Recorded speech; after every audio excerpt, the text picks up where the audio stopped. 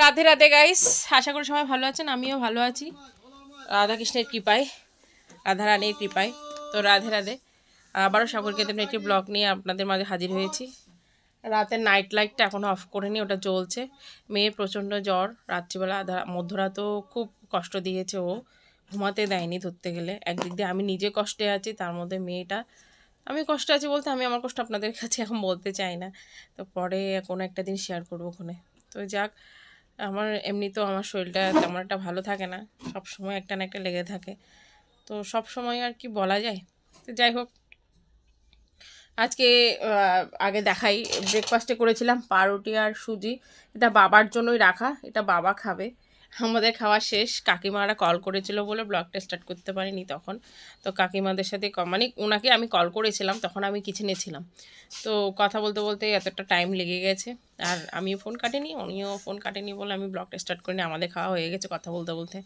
মেয়েকেও খাইয়েছি, আমিও খেয়েছি। মা জুতো পরো, খালি পাই না। অন্যদিকে মেয়ের শরীরটা মানে রাত্রিবেলা খুব খারাপ ছিল, এখন মোটামুটি নাক দিয়ে জল পড়ছে, নাক দিয়ে জল পড়া বন্ধ হয়নি। তো মেয়েটা এখন একটু খেলছে। আমার এদিকে আসো। এই যে মেয়ের অবস্থা, ওষুধ পড়ে গেছে বাবা। ওকে জুতো পরতে বলেছে বলে তাই জুতোটা খুঁজে পড়ছে। ওকে আজকে আমি ছোলা টোলা দিইনি, যেহেতু ওই ঠান্ডি জ্বর উঠেছে বলে। কালকে ছোলা ভিজুইনি আমি। আজকে শুধু ড্রাই ফ্রুটসের মধ্যে ওই বাদাম আর কিশমিশ টিশমিশ এগুলো খেয়েছে, আমি আর কিছু দিইনি। তো নাক দিয়ে জল পড়ছে। রাত্রিবেলা তো ভীষণ কষ্ট হচ্ছিলো বোধহয় ওর নিঃশ্বাস নিতে। ও আমার বালিশ উঠে গেছিলো। ওর তো একটা প্রবলেম আছে, আপনাদের বলা হয়েছে কিনা আমি জানি না, আবারও বলছি।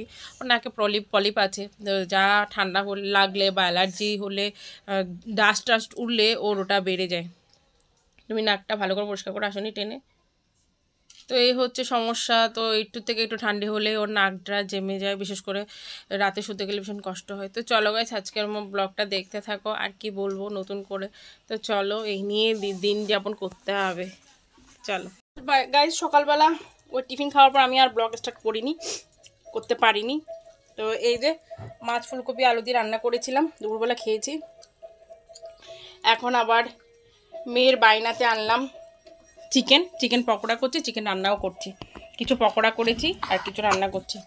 মেয়ের শরীরটা ভীষণ খারাপ, ঠান্ডি জ্বর, তার মধ্যে চোখের নিচটায় আমার এই হাতে দেখুন, এই হাতে এক ফোঁটা নোক নেই, একটু নোক নেই। এই হাতটা লেগে চোখের নিচটায় কেমনভাবে ছিঁড়ে গেছে। তা মেয়ের আবদার পূরণ করতেই চিকেন পকোড়া বানিয়েছি। মেয়ে আবার শাড়ি পরলো, বললো আমি শাড়ি পরবো সর্ব, খুব ও লাফাচ্ছিল। এখন মেয়ে খাচ্ছে, আমিও খাচ্ছি। এই যে আমি দেখাবো, কিচেনে নিয়ে গিয়ে আমি আপনাদেরকে দেখাবো। আপনি আগে খেয়ে যান, আপনারা আগে খেয়ে যান। দুর্দান্ত স্বাদ, দেখবেন ফাটাফাটি।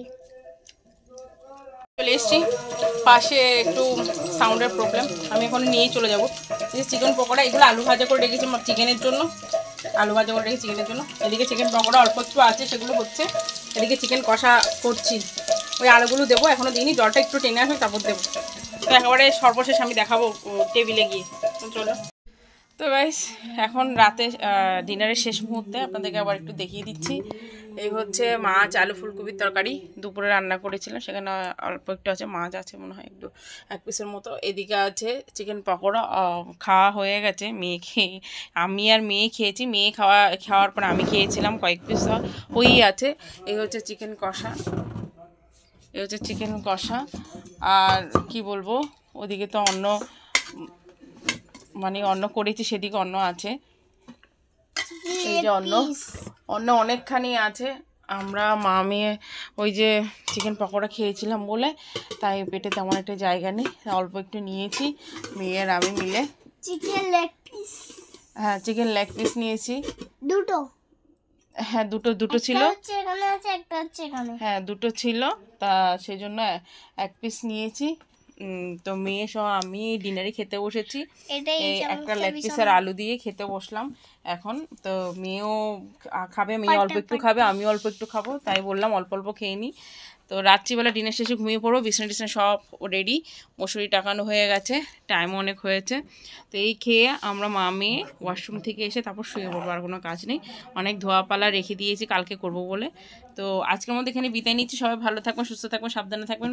ব্লগটা কেমন লেগেছে অবশ্যই কমেন্ট করে জানাবেন, বেশি বেশি করে শেয়ার করে দেবেন, আর ভালো লেগে থাকলে একটা লাইক অবশ্যই করবেন, পেজটাকে ফলো করে দেবেন, ইউটিউব চ্যানেলটাকে সাবস্ক্রাইব করে দেবেন। তো চলো গাইস, আজকের মধ্যে বিদায় নিচ্ছি। রাধে রাধে, রাধে রাধে। Bye bye. টানবে না ভিডিওটা, আপনি দেখেন আপনার মন পড়ে যাবে। আমার মেয়ে জ্যোতিষ